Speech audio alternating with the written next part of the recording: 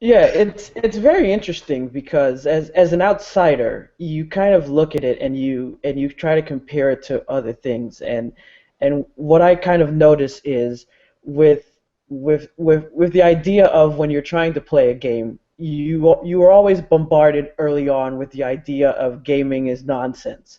And then when you play a game and you start to make money or you start to have an ability to make money, then everyone looks at you and then there's that jealousy.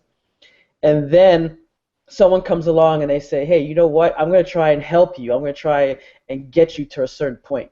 And then the Mm-hmm. businessmen come in and they say, hey, you know what? That person that helped you out, forget that person. I can get you. It's almost like the music game, like when you see those shows where someone helped you get to a certain point, and then the big money person comes and says, you know what? Forget that person. I'm the big money man. And it's like you almost have to leave and go there. And that's what's happened now because the people that helped you get to that point, you almost have to go with the big corporate sponsors.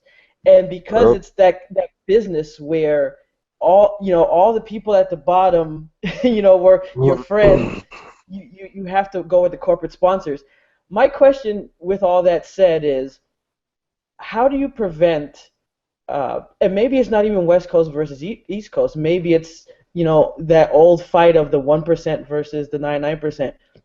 How do you prevent the one percenters coming in when they say, "Hey, I you know got what? East Coast is blowing up. Let me come and snatch up your people."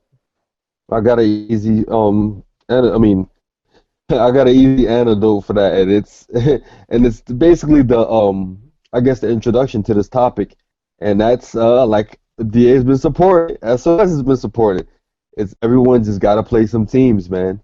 Everyone got to learn to play teams inside and outside of video games, and that's the big issue. Everyone doesn't know how to stand their ground. They want to take the first crumbs that they could get, and think that those crumbs could basically they could survive off those crumbs for the long run when it's that's not even a thing. And it's funny that you bring up this topic is because now the norm on places like Twitter and just social media in general is a gamer a gamer's resume. People are actually sending up pro players, quote unquote gamers resumes, and that's equivalent to just basically players looking for jobs when it shouldn't even be that way. You know what I'm saying? Like if everyone, honestly, I always told this to my inner circle of friends. If everyone just did what they had to do in the crowd that they formed, when it comes to like just utilizing their talents properly, no one has to be, no one will have to just settle for crumbs and hope that they can make it to the next batch of crumbs that they're given. That because that's basically what it is. I see players get dropped from team to team to team to team for no reason when they could have just stayed with whatever team that they formed or just formed a team with the people that they've been with that they've been struggling with all of these years, and then that's it.